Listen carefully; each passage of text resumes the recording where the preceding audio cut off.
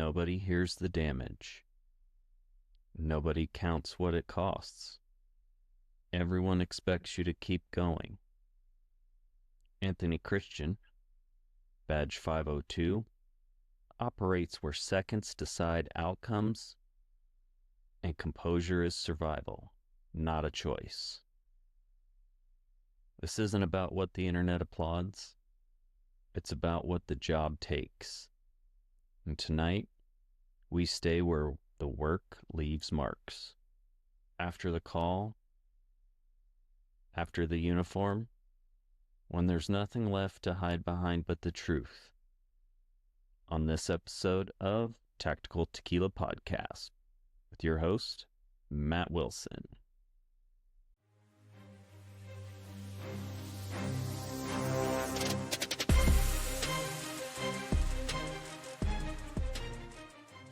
If you enjoy the show, hit the like button, subscribe, and share it to your social media platforms. Thanks for tuning in and enjoy the show. Welcome back, everyone. I'm your host, Matt Wilson with Tactical Tequila Podcast, and tonight's show is going to be an amazing show. We have Anthony Christian, badge 502 on Instagram, but just so you guys know that tonight is not about viral clips or punchlines. It's about the weight that's carried between calls, the silence after the siren fades, and the truths first responders are trained to swallow. Anthony Christian is known to millions by badge 502 and has spent years turning chaos into clarity, humor into armor, and trauma into something the public can finally face. Before the uniform is removed, strip away the jokes, turn off the algorithm. What's left is a man shaped by moments that most people will never survive, and questions that don't ask for stories, but they demand honesty. This conversation goes where the job leaves scars and where the silence has done enough damage already. Anthony, welcome to the show. I appreciate your time. Appreciate you being on the show. What a dynamite intro. My God. I have to start bringing you around me. That was awesome. I appreciate that. And, I actually get quite a few compliments on my intros. I do a little research before and, try and creatively write all of them. I like it. My God. Sign me up. I'll take two. So what are you sipping on tonight? Tonight is a bourbon night. Tonight's an Eagle Rare night. So over at my local liquor store, they have a little spot in the back where you can just be like, hey, do you have anything good that came in? Anything new? Anything? So a lot of times they'll have like a Kernel, or they'll have some Eagle Rare in there. So that's what I tend to snag up, which is wild because Eagle Rare is so in demand, but it's only like $15 or $20 a bottle. It's great. So then I'm loving it. Oh, wow. That's awesome. How about yourself? What you got? I am sipping on some Cambio Blanco tequila tonight. Nice. Stellar. I like it. Clear versus cloudy. The battle begins. Yes. Yes. So just kind of getting into things about your personal philosophy. What secret fear about the job has never made it into video or your podcast? So one of the things that I try to do is add a dose of levity to pretty much every aspect of my content, whether it's something that even might be serious. Even when we do fundraisers, I try to add a dose of levity to it because we have enough that's stressful in our life. Even if it's not something that deals with the job, everybody has stresses in life. So I find that my area of the internet tends to be where people can go and just get away from it, get away from the politics, get away from the work life, get away from the home life, and just have a quick giggle and, try to make your day just, 2% better. So I tend to not stress into the job itself too much. So if there was anything that I was going to say was a fear or anything like that from the job, I would say that just the entire aspect of the weight of what we have, we don't get paid for what we do. We get paid for what we might have to do. Right. So the weight of that and the anticipation of what could be something great or something awful, I try to leave that out of it. So that's the type of stuff that tends to stay out of my content. I try to just make it as lighthearted, easygoing, and just something easy to watch. regardless of what that topic is that particular day. And it could be something that was, just completely outlandish and ridiculous, or it could be something that we did with a fundraiser. But if that fundraiser is something that maybe has maybe a sadder story behind it, I try to alleviate that a little bit too. So I try to add a little bit more levity to anything. Well, one of the things that I really like about your content is you always say, if I had to see it, so do you. hmm That's And that's one of the newer niches that we dove into. That actually came about because you may have heard this. We just had a little girl. We have a little 4-month-old little baby over here running the roost now. I no longer run my household, so um, and that actually developed because I'm not on the ambulance. I wasn't on the ambulance for a while. I actually go back on the ambulance in February, and so I didn't have a studio anymore. I didn't have an ambulance, so I had to come up with a couple different niches, and people were still sending me an insane amount of videos. And some of them are ridiculous, and some of them are just creators that really deserve to be highlighted. So that's what we came up with. Listen, if you guys sent it to me, so if I had to see it, now it's yours, man. Enjoy it. You're gonna eat this. well, and Kirk, congratulations on the baby. Thank you so much. What would you say probably one of the hardest truths you've ever had to learn about using humor as a coping mechanism? Not everyone's gonna get your jokes. Not everybody's gonna get your jokes. You got to be real careful with what you say because dark humor runs rampant in our spectrum of the world, and it does not in a lot of other people's. So you have to be very mindful about the jokes that you're going to make because listen, some of them are just not going to land with a lot of people. And if you make those jokes, they can snap at you, and it's just it's not anybody's fault. It's just we use humor, and listen, we use humor in some of the absolute darkest possible things that you could see. And not that's not even to say that I've seen some incredibly what I've seen, I'm sure pales in comparison to what some others have. But nonetheless, when something hits, if you don't have the ability to have a coping mechanism in that moment, you can crack, and you need to be able to maintain your focus. So that's what people are not always going to get your jokes when, especially in the first responder world. Well, I can tell you, coming from a military background, our sense of humor is just as dark as first responders. Having been deployed and seen combat, being a Purple Heart recipient, like in order to deal with the op tempo and seeing the things that a normal person wouldn't see, it can take a toll on your mental health, and it does for so many veterans. It's one of those things that, as you were saying, if you don't make things like lighthearted, it'll take a toll on you, and it, sadly enough, has brought many people to their demise by not being able to deal with it. It's true. It's absolutely true. Too many a day, and it's something that needs to be addressed. I happen to be the mental health resource officer for my department. It's something that we take really seriously. It's something that whenever we have any type of, even if it's not what I necessarily would consider the most traumatic thing in the world, that's me. We have newer folks on the department, and that you have to be mindful of that. So we make sure that everybody has the resources that they need, just in case they're affected a little harder than they might have been. Now, talking about that, what would you say the first moment that you ever realized that this job would permanently change who you are? My first, I wasn't on the department yet. My first call, um, it was my ride along, and I was sitting in our common room. It's just a nice little living space, and we were throwing ping pong balls at each other and just being stupid and making fun of each other.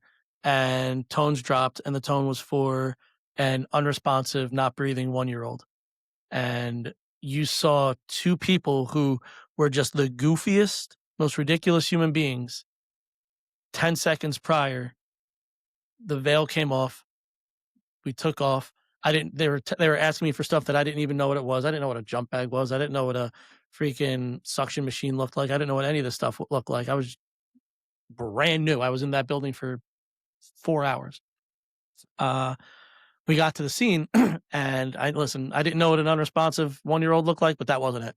This kid was up, awake, clapping, cooing, and then went into what the actual call was, which was a febrile seizure. So I was having a really bad fever when we gave him a temperature. He was temping like 102, I think. Um, and he became unresponsive. That did happen. But he wasn't unresponsive. He wasn't not breathing. He was unresponsive. He wasn't not breathing. Um, but I knew right then that that could have been a very, very different call. And I was like, wow, Jesus, way to make that my first foray into this. What the hell? Like, that wasn't cool. Like, you join up with a volunteer EMS department to, wipe noses and clean skin knees. You don't think that it's going to be something like that. And so I knew right out the gate that I need to really harness what I thought this job was going to be for me. And if it was something that I had the fortitude to deal with, because it goes from zero to infinity, and you have to be able to deal with that. Now, So yeah, right out the gate, I knew.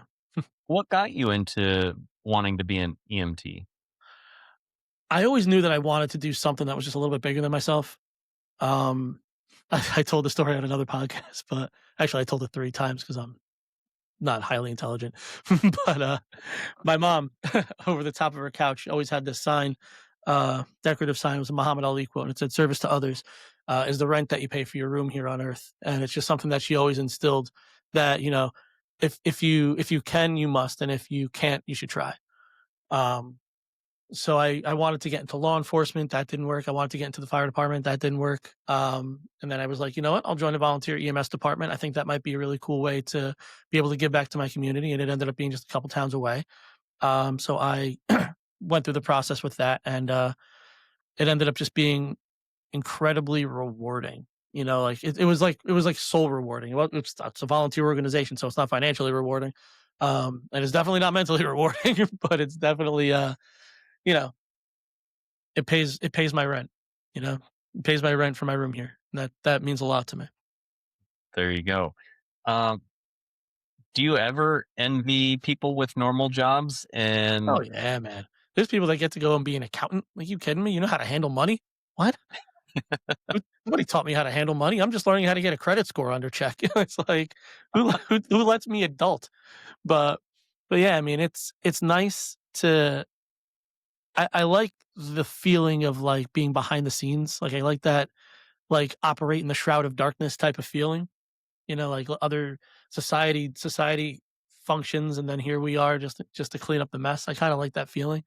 But I envy people who can do all these different types of things. what has kept you from walking away from doing what you do? um if you love what you do, you never work a day in your life, right? So I was very lucky to be able to get on board with a police department. I'm a 911 emergency dispatcher as well. I was able to get on board with a department that, well, first off, they're incredibly accepting of what I do here. And then they the EMS aspect of it, it's one of those things that it sounds super cliche, and I just have to eat that. It really does complete me. It makes me feel like the type of person that I feel like I should be, and it's soulfully gratifying to be able to take care of the people um, that you grew up around. It's just a really good, solid feeling.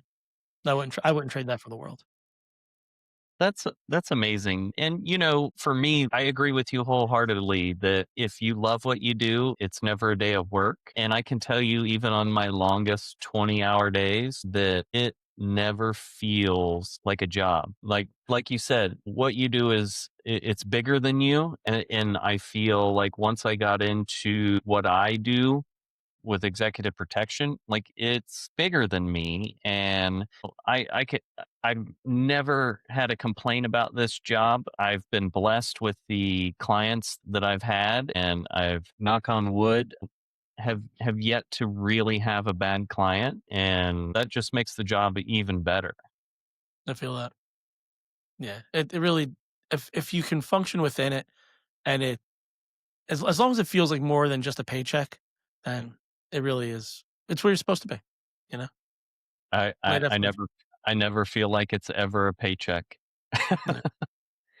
So, like I said, I'm truly blessed in that aspect. Kind of just moving on. What's the last thought that you had before going on shift that would surprise most people?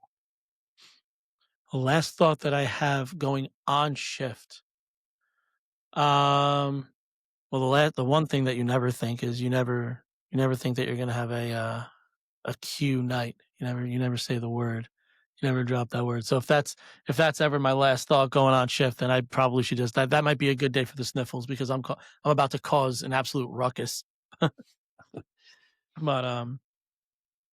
you just try to go into every shift, ready to do your best, ready to make sure that you have the ability and the functionality to be able to handle what is coming up. And that's why we train so much. We don't train for the stuff that we do all the time. We train for the stuff that we don't. So, going in, I just want to make sure that I have all my it's the best way to phrase that. I want to go in making sure that I have all of the readiness and the preparedness that I feel like the shift might involve. So I just try to go in right. I try to go in ready to rock. I'm one of those types of people hit the ground running.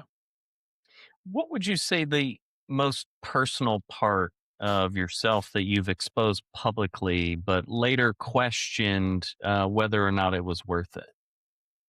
Mm, that's a good question. Ooh, that's a hot ones question.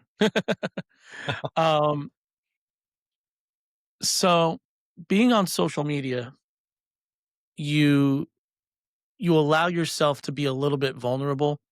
The problem with that is you're not being vulnerable with like your mom and dad. You're being vulnerable with millions of people. You know, um, so you have to just kind of rein it in and just understand that people are probably gonna not understand where you're coming from, and it's the same thing at the job too. So it's like if you're overly invested or overly emotional into something, then you just got to be really careful with how you overinvest. You don't want to get yourself to the point where you're pouring from an empty cup. So you got to just be really mindful of all that. What belief about yourself do you feel um, went viral but completely dismantled? A belief about myself that went viral but was completely dismantled. I'm not too sure. I like to think going in that I am uh, as open minded as I possibly can be. I don't like to isolate portions of a potential audience. I think that's silly to slice your audience in half. Um, every so often, I kind of mess that up, and I have to kind of eat crow on it. But yeah, I try really hard to make sure that I maintain a status quo, and I'm always like straight level. I'm never here, and I'm never here. I always try to stay right in the middle, and sometimes I fall short on that, so that gets dismantled a bit. So What would you say now if your life were a movie? What would the ending say about the sacrifice and the cost? I feel like if, at this point, I feel like if my life was a movie, it would be like Groundhog's Day because you just keep doing a bunch of different things and getting either the same outcome or trying to make a different outcome. Um, but at the end of the day, I would like the end of that movie to say that I tried my best, I did the work, I never told myself that I couldn't, I never told myself that I can't. I surrounded myself with people that don't let me quit, and that's so imperative in life. So I would like the end of that movie to just be like he said he would, so he did. That type of feeling. Throughout all of it, when you have a bad call, what internal conversation do you have with yourself when stuff starts going wrong? That happens. There's definitely an inner dialogue, especially when we all go in wanting the best result, right? We all want that to be a positive outcome in every call that we get, but the reality is that that's not always the case. The the easiest way to navigate through that is to remember that this is not happening to you. This is happening to somebody else. You are called upon to do your best and provide your best to someone who in that particular moment doesn't have another option. They need you. And you cannot let your feelings and your emotions, and you could be the most empathetic and sympathetic person on the planet. You cannot let that get involved in what you're doing. So that inner dialogue is often, you know, keep your wits about you, keep your shit together, do work, make it happen, and worry about the rest later, because right now there's something bigger going on than your emotions and your feelings. So get out of your mind, go do work. This is what you're here for. This is what they pay you the big bucks for, even though it's a volunteer job, right? As you talk about kind of like stepping outside of the box and talking to yourself about this is bigger than you, what part of Mhm. you today would not exist without the job? I became a much more sympathetic and empathetic person in doing this. I became a much kinder person because of doing this. For a really long time, and I make no hesitation about saying stuff like this.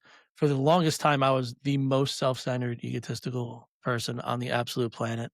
Um, if it wasn't 100% about me, it didn't matter. Um, and as I grew, I realized that's obviously not how one should act and one should comport themselves. Um, Doing this job allowed me to really expand on that, and I just genuinely feel it just overall made me a better version of the person that I wanted to be, without question. So now you mentioned that you're also a 911 dispatcher. I am. What response do you wish that the everyday civilian could witness in order to maybe not necessarily ever misuse 911? I mean, I'll be honest with you, the biggest misuses of 911 is, well, you have the random person who's like, I'm gonna need to leave a car on the street and I didn't really know what to do about that. So I thought I would call the police department. Well, you didn't call the police department. You called 911, got everybody's adrenaline ripping through the roof. This isn't what you do. That call the local police department, which honestly is still going to be me, but it's just going to be a different phone. But like the adrenaline dump is a lot different when the freaking Cisco phone is ringing as opposed to the freaking, you know. The biggest misuse is accidental dials, 100%, and then honestly uh, the biggest proponent or the biggest cause, I guess, of the accidental dial, 100% for at least for me is the Apple Watch. 100%, because people start messing around with stuff. They're pressing stuff. All of a sudden, 911 rings, and then they hang it up. First off, if you ever call 911 by accident, don't hang up. Please don't hang up, because then I got to spend 10 minutes calling you back, locating you. There's so much that goes into me finding you, and I'm gonna find you. So please don't hang up. Just be like, "Oh, dude, I am so sorry. I was messing around with my Apple Watch, and it accidentally called 911." Oh, cool, man. All right. Are you in this town? I'll mention the town that I'm in. Yeah, dude, I live at ABC 123 Sesame Street. All right, cool, man. Everything's okay? Yeah. All right. Do you need an officer that way? No, we're great, man. I was just messing around with the watch. All right, cool, man. Have a great night. As opposed to me waiting 20 minutes to find you, and then you might not even be home, but I'm gonna find you because you called us. I have your phone number, I have your GPS location. I'm gonna find you. Please don't hang up. I would say that's the biggest misuse of it. Has following protocol ever felt morally wrong, even though it was by the book? CYA. 100% of the time, CYA. If you if you make sure that if you do it right every time, you have nothing to worry about. So follow protocol. Your job is to do your job. Your job is not to ask questions about it. Your job is to knock it out. If you have a problem with it later, talk about it. Talk with your sergeant. Talk with your lieutenant. Talk with somebody. But your job is not to make that decision. Yeah. So do not do not get yourself jammed up, because if what you think is wrong is right, now you're not sitting in front of a sergeant. Now you're sitting in front of a judge, and that's not a game that I really want to play. I'm not really in the mood to talk to the man with the robe about why I decided not to do something. Agreed. 100%. I never want to be in that, instance where I would have to speak to a magistrate or a judge Hmm. ba- Hard based on pass. based on something that I do. We kind of talked a little bit about calls. Is there a call that still replays itself, not because it was chaotic, but more so because it was quiet and unresolved? We have calls that tend to appear mundane, stuff that so your lift assists and things like that. But sometimes lift assists are more than that. So like you'll have lift assists that turn into welfare checks, and we don't get the answers to those. So I'll give you for instance, a while back we had it was a male party. It was like maybe it's like in his 80s, and we get to his house, and we've been to his house a bunch of times. It's usually he either can't get out of his wheelchair, needs to get from his wheelchair into his bed. It's just, it won't be his real name, but Johnny, what are you doing, you knucklehead? Let's get you in bed here. Bah, bah, bah. Just have a good time. Gives a big smile, gives you a big handshake, love you, buddy, and we get out of there. This particular time, he was in. It looked like a freaking Ramstein Air Force Base freaking hospital bed in his place. I guess he had moved to a hospital bed, and it was literally just a metal frame and a pad. He had soiled himself and was wiping himself with magazines because he was afraid to. He wasn't able to call the police, and then finally he was able to reach his phone and was able to call us. And this guy lived on his own. He's 100% on his own, so we don't get the resolution of that, because obviously that turned into an adult protective services type situation where we have to make sure that this party's taken care of. Like, he can't live like that. So we have to make sure that that party's taken care of, and I don't get the answer to that. So that's having a feeling like that is not a great feeling, and it's nothing we can do about it. We're not going to get that answer. The police department's not going to get that answer. We're not going to know how he ended up, but it's a lousy feeling, and because you really want to have that resolve to the tension, but you just don't have it. Yeah, it's definitely a real circumstance where you don't get the resolution that you want or you need. So now in those instances, when you go on those calls, how does that emotional residue from that call affect you when you show up to the next one?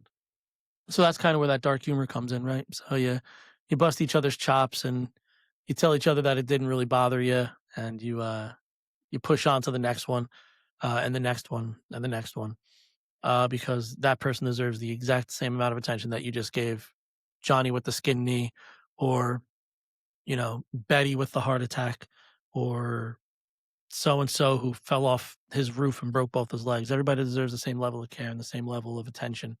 So you just have to you have to be able to, in this type of job, you have to be able to I always mess up that word, compartmentalize. you have to be able to block it off, center yourself, realize that yeah, okay, that sucked.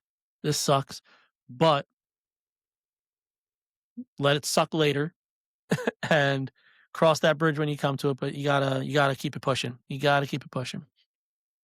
So now you talk about, taking care of others, but how do you take care of yourself in those instances where you're going back to back from call to call? Each one's different. Each one could be maybe more intense, and, mentally draining. How do you take care of yourself during a shift? I make don't put stuff in your butt humor on the internet. Like I said, you can't pour from an empty cup, right? So you have to, if you are truly starting to slow down, and you start to feel yourself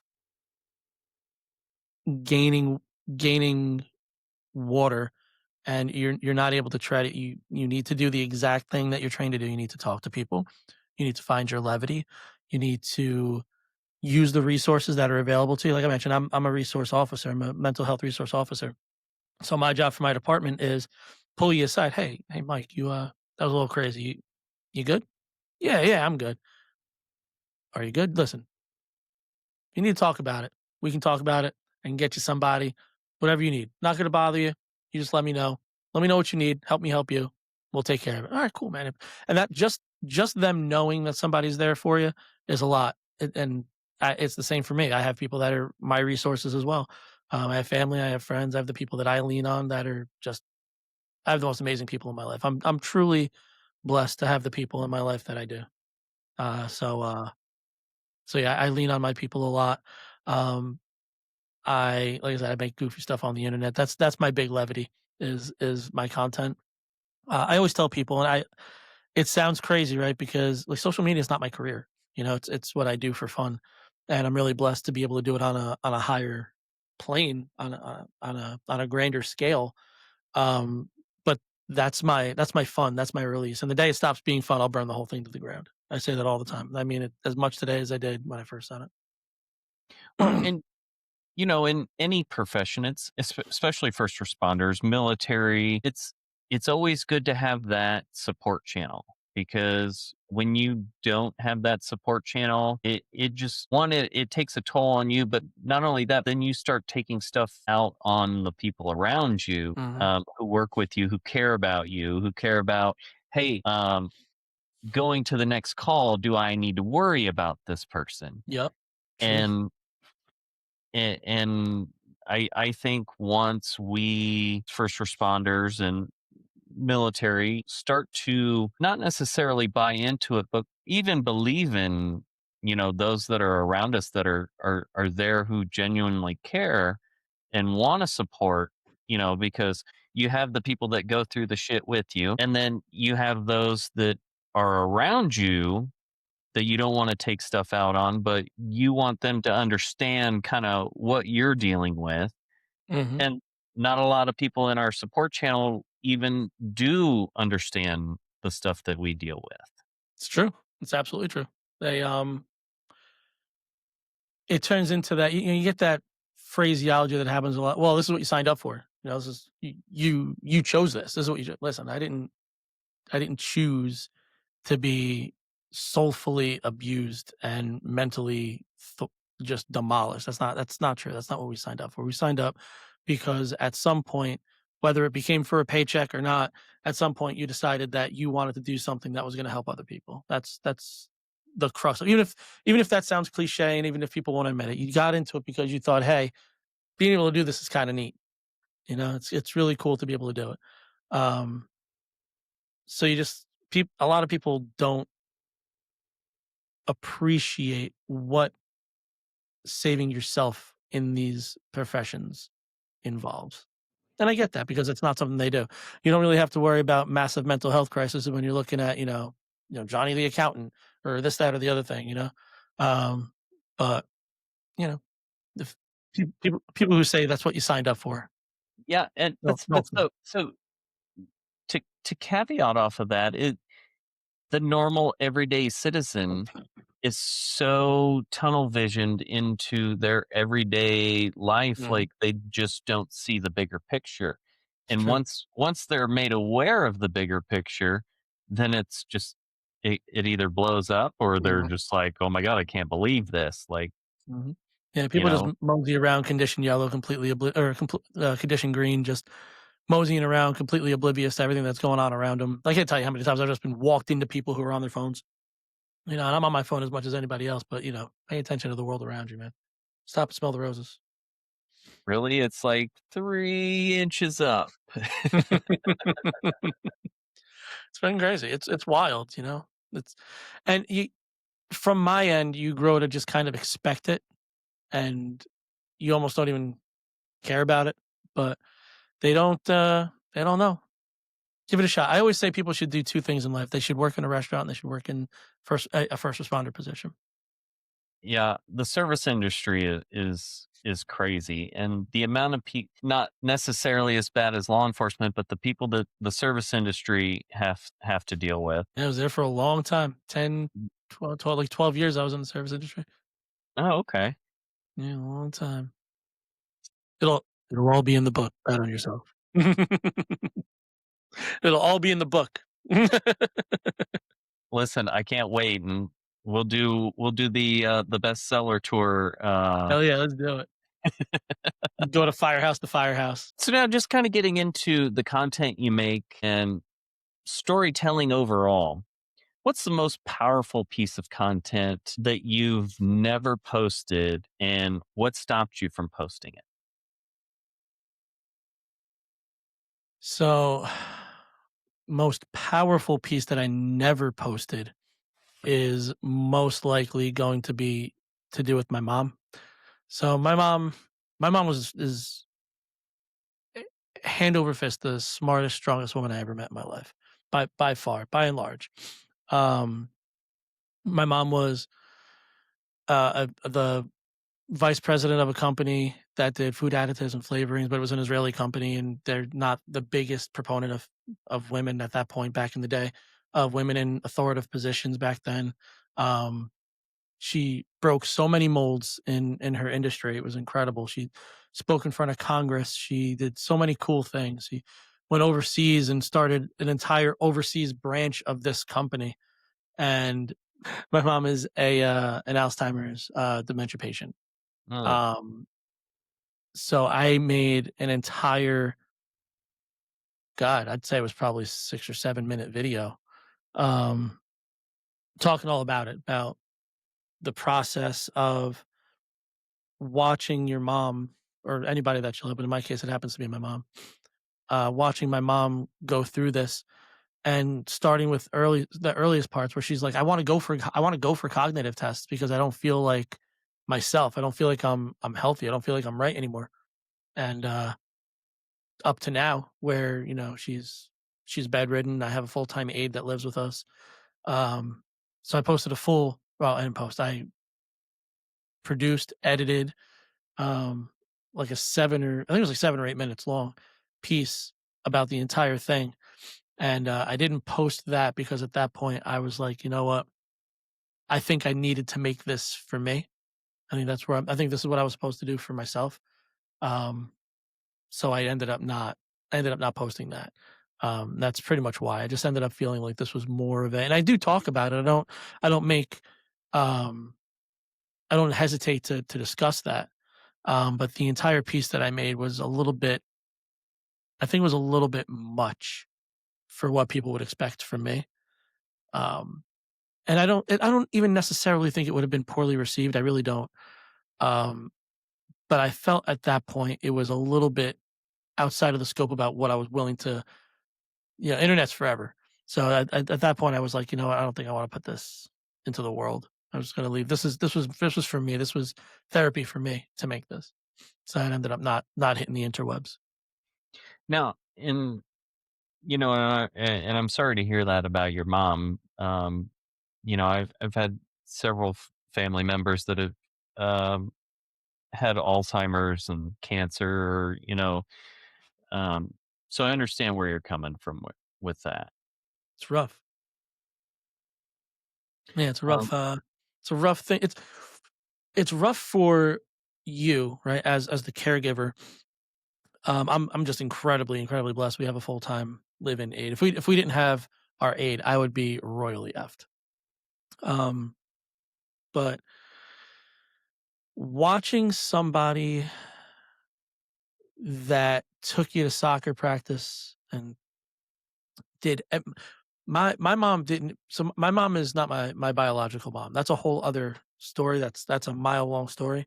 Um, but my mom attained legal guardianship of me. Person I call my mom is she attained legal guardianship of me, and she didn't have to do that. She didn't have to go through that battle. I was going to go to somebody. I was already ready to rock. And she went to battle for me. She went to absolute war for me against my family, and she won. And I've never once at all ever wanted for anything. I wasn't silver spooned, but I definitely never wanted for anything.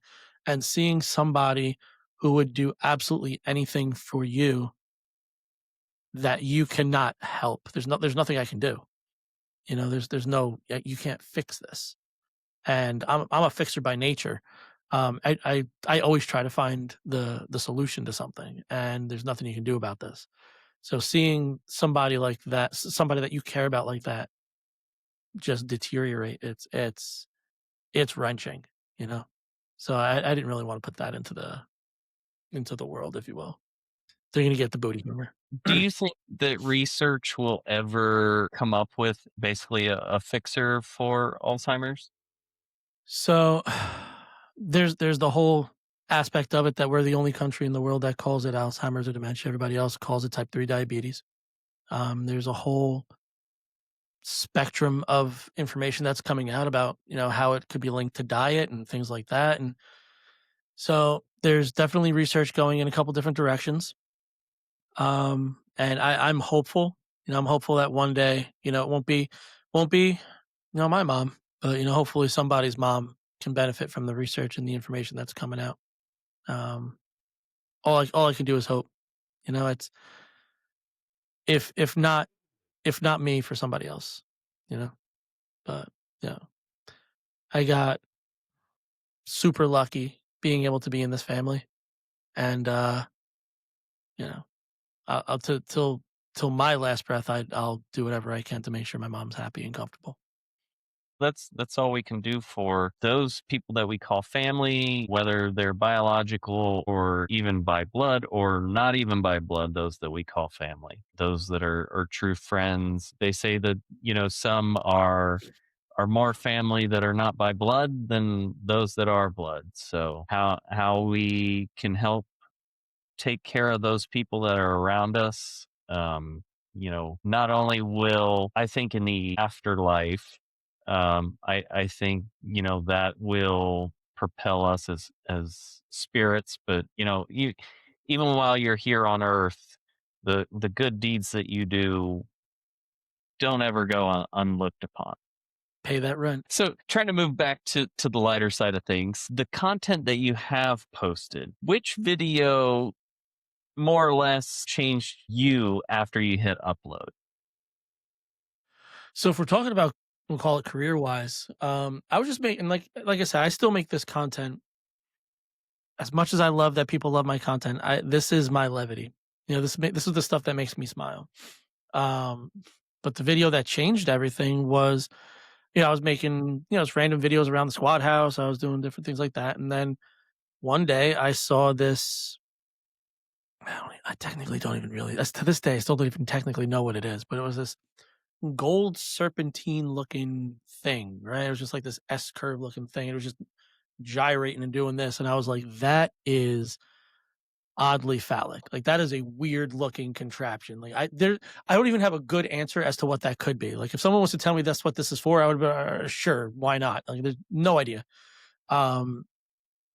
And that was the first video. That was the first no video that I put out. And all I did was, TikTok was super easy. You just grab the video, you stitch it together, and I just was in my uniform, and I just called the camera close, and all I said was no. And because that made me laugh, because I was like, that looks phallic. Somebody else is going to think that it's phallic. So I got to make sure that they don't go doing stupid things with stupid items. So that's all I'm going to do. I didn't caption the video. I didn't do anything. I didn't hashtag it. I just threw it out on the internet. And, my buddy messaged me a few hours later. I think I posted it at like 7:00. To this day, I still post at 7:00. That's my post time because of this. But, he messaged me at like 4:00 in the morning. He's like, you need to get on TikTok, dude. Your video is blowing up. And, I was like, okay, cool. My last video had 300 views. So what's this one doing? 4,000? That's amazing. And I got on. It was like 5 hours later or 6 hours later, and it had like 2 million views. That's crazy. And, yeah, just, rinse and repeat and try and make people giggle. And I realized, that there's a market for this. People think that this is funny. People get my humor, which is awesome, because, you don't feel alone when people get when you have a joke that you don't specifically deliver a punchline, but people get you, like, it's a good feeling. Like, you're weird. I like that, you know? Yeah, and that took off. And then TikTok decided that they were going to change their format, where they didn't want to do creator fun short stuff. They wanted to do long stuff. It had to be over a minute long. So in the meantime, those videos, what I was doing, I was captioning them really big. So people would stay on the video 2 or 3 times reading the caption. I was like, gotcha. And so what I started doing was I would make a 1-sentence caption, and I would narrate everything in the video. So my videos became me walking around the ambulance doing rig check and just riffing off of just the most ridiculous things that people would send me. That was the only video that I ever found. Every other video has been sent to me. So it's pretty nutty. And, I wish that I could do TikTok, but unfortunately I was banned from TikTok. I heard something like that. Something like someone used your logo. Am I making that up? I think that's what I heard, right? Yep. That's correct. Someone used your logo, and you're like, hey buddy, could you not do that? And they're like, yeah, go away. Yeah, and so, like, I had reported this person. Multiple other people had reported this person. And now, if you go on TikTok and you look up Tactical Tequila, the older logo, the original logo that I used from Inception, it's still on this guy's profile. And he's like 18 or 19. But in his caption, it says, I am in no way associated with the Tactical Tequila Podcast, but you should go follow Tactical Tequila Podcast. And What? it's like you're using the logo. Yeah. And there's ways that I could tell that it's my logo. Well, one, it's a unique logo, but two, there's also hidden things within the logo that, Yeah. even if you were to steal it, it'd be like, no, this is mine. Here's Mhm. how I know. Like, Here's the hidden this. Here's the hidden yeah. that. And so unfortunately, several people have been like, oh, we'll help you get back on TikTok. And I'm like, really? It's not even worth it. Like, if I reported someone and they're using my logo and TikTok bans me because for whatever reason, I'm like, no. It's a cesspool. Don't do it. Yeah. And like, listen, I'll be the first person to tell you, like, I love my community on TikTok. They're amazing. But man, that app from when I started to today, it's a different place. Now it's QVC. That's all TikTok is. You're like, you Yeah. want to make some money? That's really cool. Here, sell this hairbrush. No, no. There's only a very small handful of things that I've bought off TikTok Shop, and there's only one that I couldn't find anyplace else. That was this guy. I'm actually a huge fan of these. I don't care. These are awesome, by the way. I don't. Where did I put those bad boys? I think I put them in my closet or something. Where you at? Gotta be someplace. I don't know where I put them, but I bought a pair of like headphones, and they're yeah, I can't find them, but they're a pair of like old school looking headphones, and they're like just regular like the kind you'd have attached to your Walkman. They're freaking awesome. I love them to pieces. They're never going anywhere. Those are mines. And the only place I could find them was on TikTok Shop, but I'm all about them. Where are those things? Where are those really cool things that I bought that I don't know where is? You'll find it as soon as it's over. 100%. As a creator, and even though this is your release and how you decompress, but what would you say the loneliest part of being a creator is that no one prepares you for? I am not a person. I am not a person. When someone talks to me, they are not talking to a walking meat sack. They are talking to pixels on a screen. I don't exist in real life.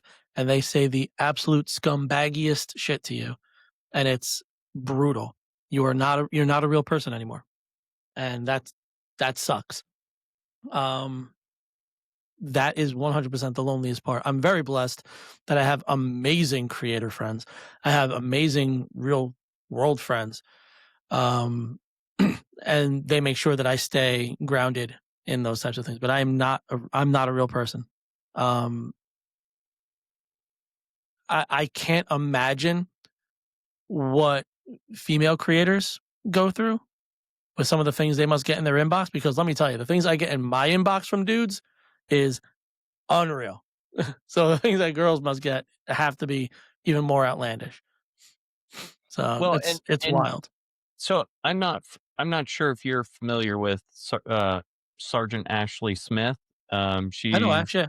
Yeah, so I've had her on the show a couple times, and she talked a little bit about some of the stuff that she gets in her DMs, and I'm like, what is wrong with people? Bro, I'm a cop. I can find you. What are you saying? I have a Right? detective bureau. What are you doing? Right? Buddy, yeah, no, it's wild. It is the absolute Wild West. I had somebody request that I harm myself, and they did it. They said it in a very creative way, but they said it in the comments for the world to see. They said it with their whole chest. So Mm. I then took that comment. I was like, "You messed up," because this is, and it was on Facebook. So it's like your profile, like. It's your Facebook profile. Like, it has your first name, your last name, your wife's name, your town, your job. So I'm like, buddy, you messed up. I'm going to be contacting the police department in your town. And I did. This was like a year and a half ago. And I contacted the police department in their town. I sent them there. Yeah, it was wild. That's insane. Like, Pixels on what a screen, man. That's it. I'm just beep boop pops. I'm zeros and ones. That's it. they're keyboard warriors, and Mhm. they feel like there's no consequence or repercussion, and nobody wants to just walk up and punch them in the face for Yeah. the stuff that they say. Yeah, people get real. I've been saying for a long time, people got real comfortable with not getting punched in the teeth. Yeah, I'll just go right. Listen, man. There's so many people. I would go right for their top row, man. I wouldn't even hesitate. Whole top row. I'll take your whole top row. Right. Take the jibs. The jibs are gone. I love it. I love it. Um, Kind of getting back into your videos outside of the video for your mom that you made. Has there ever been a video that you more or less deleted and said, no, I just can't post this? As a creator, you have two types of creators. You have a creator who thinks it's their job or responsibility or requirement or purpose to speak on things like current events or politics or different things like that. Hot button topics, if you want. Insert what the topic is here, but hot button topics. I too have opinions and I too have made videos where, but at the end of the day, I'm like, you know what? Again, I think that was more for me. I don't believe that I need to isolate my audience. So I'm fairly apolitical. Like I get what's going on, but I'm not really left, right, or center. I'm more, if anything, I would say I'm more of an independent. Um, I think that both parties just want your money.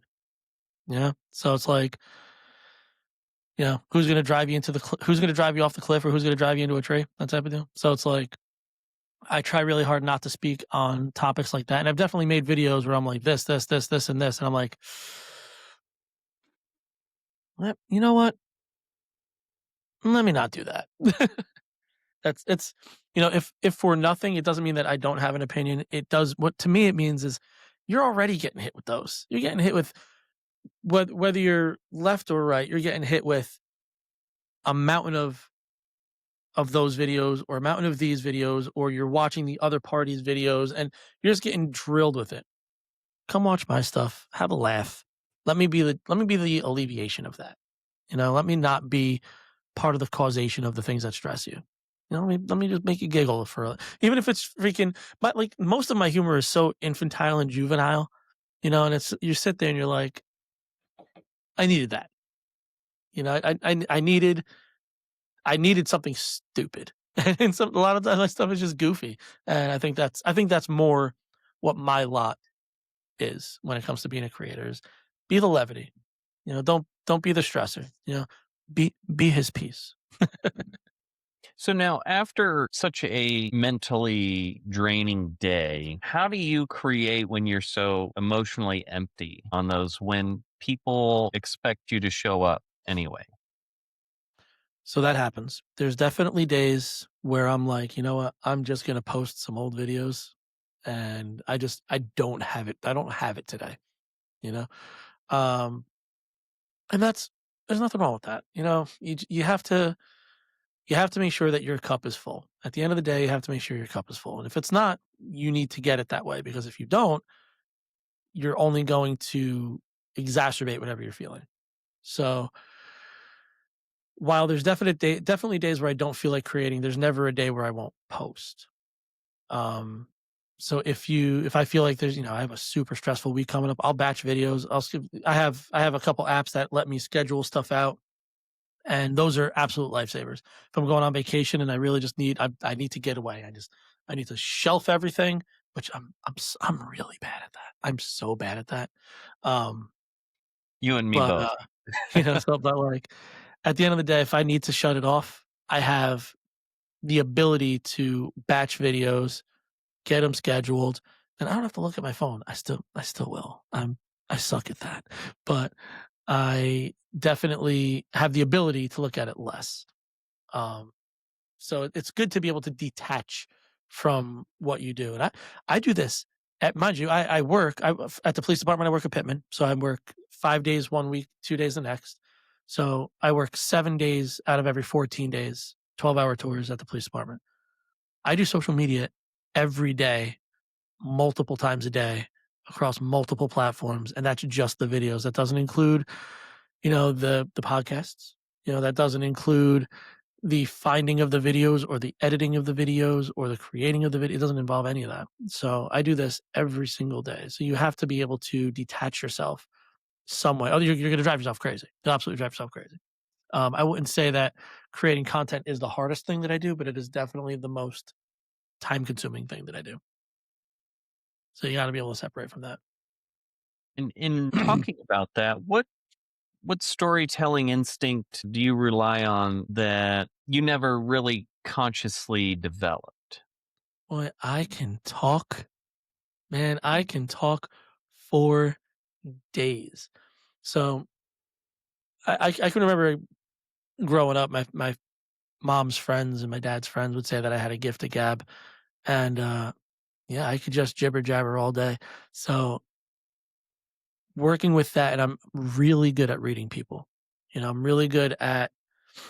I have very good spatial awareness. I have very good perception of people. So I try to use that in my content to sort of if someone mentions it, because I'll get emails. I get 10, 15 emails a day from people that are like, could you do a video about this? Could you do a video about this? And I'll take that into account, and I'll try to lean content that way. And I know if you feel that way, 100 other people feel that way. So I know that the video will hit, which is nice, but it speaks to my community, and I think that's probably one of the best parts of it, is that I have a really cool community that I get to work with. If everything disappeared tomorrow, badge 502, what truth would stop being said? What truth would stop being said if my content wasn't around? I would say that if you develop something, you should use it for a bigger thing than what you're doing. So I did this to just be goofy, you know. I now have the ability to use my platform to raise money for charity. I've worked with Schools for Autism. I've worked with NAMI New Jersey for mental health awareness. The biggest truth that I like to push through my content is, it's something that I say all the time. It's just work hard, be kind always, and do not forget to tell somebody that you love them. Those are things that I stand on, and I tell my friends I love them all the time. And the part that I think I say the most, that really sends it home, is I tell people, just say it often, make it weird. Just tell your people that you care about them. And that is something that I feel would get dissipated if my content wasn't around, because that is something that I firmly believe in. You need to make sure that your people know that you are there for them at all times. And at your absolute worst, you're there for your people. They deserve you, and you deserve them. So I think that's what would dissipate. And I don't know that I could deal with that. I agree with you on that part, and tomorrow is never promised. And as you and I both know, that life can be taken from you in an instance. And if we don't tell those around us that we love them and that we care about them constantly and consistently, then when it is our time to go, they may not necessarily know how we have felt. My uncle and I had the most, and I mean the most, tumultuous relationship. He lived in the basement. He was my mom's brother. The most tumultuous relationship. I was the young guy in the house, and Donald was the uncle who was always in the house. He was always the man of the house type of thing. And as I started to grow up and started to take root in the household, our personalities clashed dramatically. When my uncle got sick, he ended up developing cancer of the mouth and throat and neck, I think is how they phrased it. And I took care of him every single day. I carried him up and down the stairs. I attached a feeding tube to his stomach when I would come home from. I told you I worked in the restaurants. I would come home at 2 o'clock in the morning. I'd attach a feeding tube to his stomach, and I would feed him. It was like a carnation instant breakfast type of thing that went through like an IV style machine that would pump it type of deal. And while that was going, I would throw blankets in the dryer, and he would be getting that. He would be watching TV, and I would throw those hot blankets on him. And I never told him that I loved him when I was growing up. Never. I can almost guarantee it. Never once. But I told him every single day when I was taking care of him. And if there's one thing that I know is that he knew that he was cared for, and that he knew that I loved him. And that's something that I would not be able to live with myself if I did not let him know that. Tell What your would you people say? that you love them. Yeah, exactly. What would you say the darkest thought you've ever had mid call that you would probably never say on camera? The thought that I would never say on camera that you want me to say on camera. Yes. um, there are times when you're at a call where you already know what the outcome of that call is going to be. The family knows, and you are trying to fight Jesus back off of this person, and there's next to nothing you can do about it. This person's been down for 25 minutes. You're on scene. He's somehow magically still in VTAC or VFib, and you're working him, but and it sucks. That is a lousy place to be, knowing that you're gonna do everything that you can for this person, and it's not gonna work because this person's been down too long. The odds are just not there, and it's an awful feeling. Um, and that's the type of call where it's like you might have to talk to somebody afterwards because you're watching this family. This person's not responding. This person's just there. People behind you who are sobbing. The 8-year-old kid who just got home from football practice to come say hi to his dad. These are real world scenarios. So those are hard realities that you have to deal with on that job. And if you're not capable of handling that, let's put it this way, be capable of handling that. Otherwise you are not in the right career. That accountant job's looking real good. So now, in those instances, how do you soften it for the family members in mid process? So as an EMT, I work until the medics tell me to stop working. Medics work until the doctor tells them to stop working. So what'll happen is I'm cranking away. Medics are pushing meds. We're all doing our interventions, going through our protocols. If it comes to the point where we're going to stop working on this patient, paramedics will call, and this might vary in different states. I can only verify and vouch for what happens here in New Jersey, that the actual procedure. But they call their medical director. They give them the whole rundown. 67-year-old male, cardiac arrest, been in cardiac arrest for 35 minutes. We pushed this, we pushed this, we pushed this, 5 shocks delivered, none effective, blah, blah, blah. And the doctor at that point will say, okay, stop compressions, and he'll declare that person at that point. That's when I stop. So at that point, our attention is now going to turn to the family. Because that family's not okay. There's no better way of saying it. That family's no longer okay. So we have to, it's a whatever you need type of situation,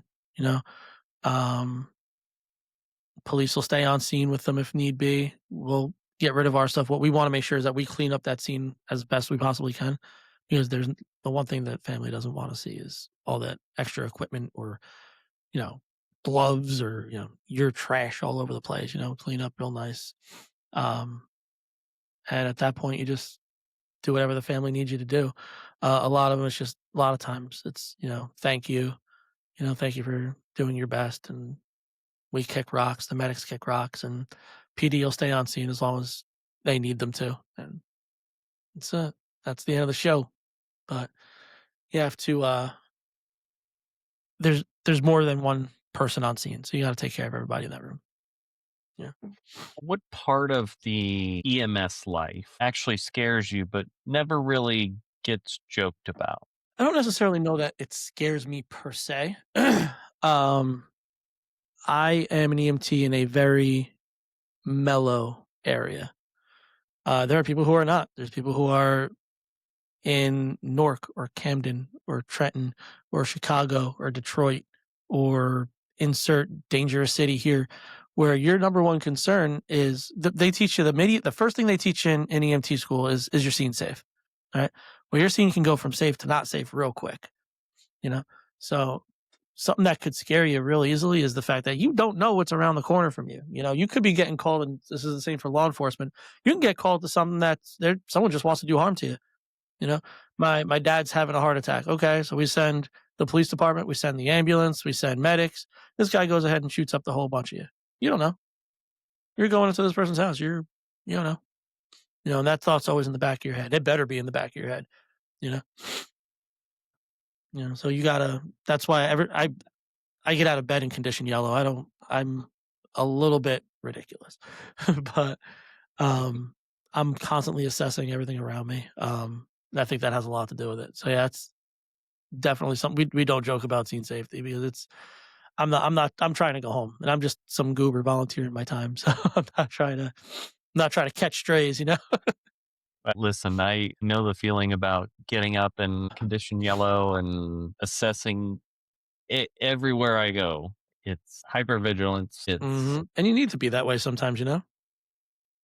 I mean, it's not necessarily sometimes, like it's pretty much all the time, but that's, my background. Like I'm a protector by nature and I'm a protector by profession. So everywhere I go, I'm looking for those avenues. I'm looking for those furtive movements from individuals. I'm looking at their behaviors. I'm looking at, just how they're looking, for all intents and purposes, people watching. But you learn so much about a person's behavior just by watching what they do, whether it's in an intoxicated state or whether it's in highly dense publicated area, things like that. You learn a lot about people just by People watching watching is amazing. Yep. And Vegas is one of the best people watching places on earth. I was there coming up on a year ago for an award show, and what an experience, man. Vegas is a heck of a place. Hey, one hell of a town. Well, the next time you're in town, by all means, let me know. Would love to have you guys over for dinner. I most certainly will. 100%. 100%. I happen to really enjoy food. I ate it once. Once? It's wintertime. I gotta watch the weight, so I look fancy in my bathing suit in the summer times. I mean, the sweatshirt does wonders. Badge 5, property of Badge 502. I love it. It makes me look athletic, even though I'm old. So now on the dispatching side, if dispatchers could speak freely, even for 1 minute, what do you think that they would say candidly? I think it would be more along the line, at least for me, it would be like, you're saying this. I just need you to say this.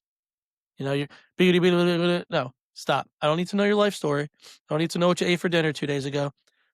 What's going on right now? Oh my gosh, David was arguing with a guy, and the guy was talking about how he doesn't like him, and then they got into an argument, and then this went on for like 45. Ma'am, why are you calling me right now? Right now, what is happening right now? Oh, he came over the house. Who came over the house? Michael came over the house, and they got into a huge argument, and then they got into a screaming match. Okay, so they're having an argument. Well, no, this happened about 45 minutes ago. Well, what do you mean it happened 45 minutes ago? Like, what? First off, why are you calling 911? There's no emergency. You guys got into an argument 45 minutes ago. Right. So you would be like, listen, I think 911 education is huge. I think people should have the ability. I don't really know if there's classes per se. Maybe I should start them of what to do when you call 911. We actually had a really cool thing that happened in our town where I think it was kind of spur of the moment. The the town decided they wanted to do a quick CPR class. I'm a CPR instructor. I wanted to do a quick CPR class, and I went as the dispatcher for the town. And I talked to the people, and it was great because I listening to the names, and I'm like, I know your names. Like, you don't know me, but I know you because you've called me before. I've talked to you. And they're like, and the first question I asked them, actually, I think I have it recorded someplace. I was like, I was like, be clear and concise. I'm like, do you know what the first thing people usually tell me when they call 911 is? They're like, what? I'm like, like, that doesn't help me. That helps nothing. Stop, breathe, narrow it down. Don't use 85 words. The first 14 that came to mind will be perfect. Just use those. Tell me what's going on. What moment would you say permanently rewired how you see people? Watching how the guys in my police department get lied to. Because these people that they are pulling over for something super mundane, and then watching how they just lie and dig themselves into these holes when it's like, you could have been in such better shape if you just told them what was going on. You know, you just become so, I don't even know what the right word is. You look at everybody as if they're either lying to you or trying to put one past you. And that's not a fun place to be. Like, you don't want to think people are BSing you all the time. But that happens on the phone too. You'll have people that are, we had to take a whole class. Is the caller the killer? You know, there's a whole class that we had to take. And it was like, the person's calling you. Oh my God. You know, I just got home. She's bleeding. I don't know what happened. Okay. We're going to send the guys over. And that's what they're going to assess, you know? So people, I guess the biggest, the most concise way to say it is people will say anything to not get in trouble. People will say anything. Yeah, that's if you want to talk about a rewire, that's not something that I was experienced. There was nothing that I dealt with previous to law enforcement or emergency services that guided me that way. That just wasn't the environment that I was in, and that had changed. Changed real quick. So now, how did you go between being EMT and also a 911 dispatcher? So I worked there for 2 different towns, different municipalities. When I went to EMT school, it was right in the height of COVID. I was working at a gun range. I was a range safety officer and a first steps pistol instructor. And they knew I was filling out the application for the police department, and they were cool with it. They did, they were super nice. And at that same time, I was going to EMT school while I was over there. COVID hits, range closes. I get a job scanning foreheads, like temperature scanning for the spray you use for your computer to get the dust off. The product's called Dust Off. You get the dust off. That's the company I was working for. It was in Branchburg in New Jersey, and it afforded me just so much downtime. It was a great job. I got paid like $19 an hour. It wasn't anything crazy, but it was like I was able to put myself through EMT school. I put myself through 2 semesters of college. I was in the building for 10 hours. I got paid for 8 hours, but I was in the building for 10 hours. And I just sat in a big, beautiful office of some executive that was no longer there because they were working from home, and just was able to knock all that out. Went right through EMT school. EMT school took me almost 5 months as opposed to 3 because of COVID. And then at that same time, I was in the process of getting hired for the police department, but there was a huge hiring hold. They weren't letting anybody in the building, to the point where I actually got called back into the police department because I had to update my application. Because they're like, didn't you say you went to like EMT school? I'm like, yeah, I just finished EMT school. Oh, okay. You should come in and put that on your application. Anything else? I'm like, yeah, I put myself through a semester of college. They're like, oh yeah, you should definitely put that on there. So I had to come in and update my application. And finally, I was still in the dust off factory, and I got a call from At the time, he was one of the sergeants, and he's like, "Yeah, we're ready to proceed. Come in, get your fingerprints done, get the do the whole process." And yeah, got picked up and been there since. So it kind of happened both at the same time, relatively close. Now, is there a time during the job that you feel like empathy becomes more of a liability? Empathy and listen, this might be controversial take, but empathy is very often a liability. You do not want anything clouding your judgment when you're trying to help somebody. All right. I can feel sorry. I can feel bad. I can feel like it's like I feel for you so badly, but that cannot cloud what my job is. At the end of the day, my position exists because at that moment, you do not have the ability for whatever reason to take care of what needs to be taken care of. And that's why you are contacting us. It's like calling an electrician when you can't fix your light switch, or a plumber when you got a leak. You're calling these people because you cannot take care of what needs to be taken care of. You need outside resources. And that's why you're calling me. If I get all soft and mushy on you, you're going to be real mad, and I'm going to put my guys in a really my number one job as a dispatcher is to make sure that my guys are okay. So if there's anything that clouds that, I do not belong in that position. And I will not let that happen to my people. So, talking about not letting stuff happen like that, is there a line that you won't cross in your content? Yeah, I don't like I said, I don't really talk about religion or politics or stuff like that. Um there's certain phraseologies I don't use. I don't make fun of people for disabilities or for handicaps or anything like that. It's so out of bounds, and I just think that type of content is beneath people. Um, I will.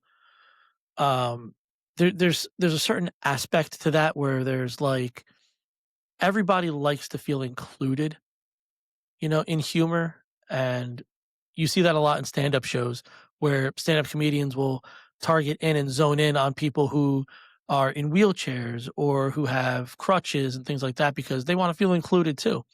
I don't want to take that risk often because I don't feel like that's my place. I'm a provider. My job is to make sure that these people are taken care of. So it's just a spot that I don't venture into. But if you put something cringy out, I'm coming after you. I listen, I love that. Now, jokes are when the jokes stop and the uniform comes off. Who is Anthony Christian when no one needs him to be strong? I like to think I'm someone who is viciously protective of his family and his friends. I like to think that I'm someone who is a supportive friend, a supportive family member, someone who you can rely on. I like feeling relied upon.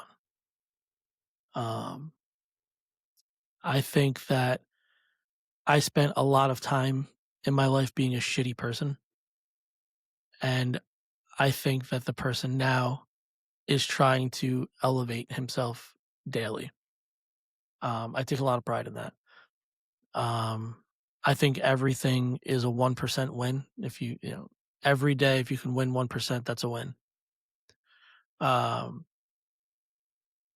at the end of the day, I want to be remembered as somebody who did the right thing when people weren't looking and was able to be there for the people that needed him to be there for him. And I think that's ultimately what's going to pay my rent.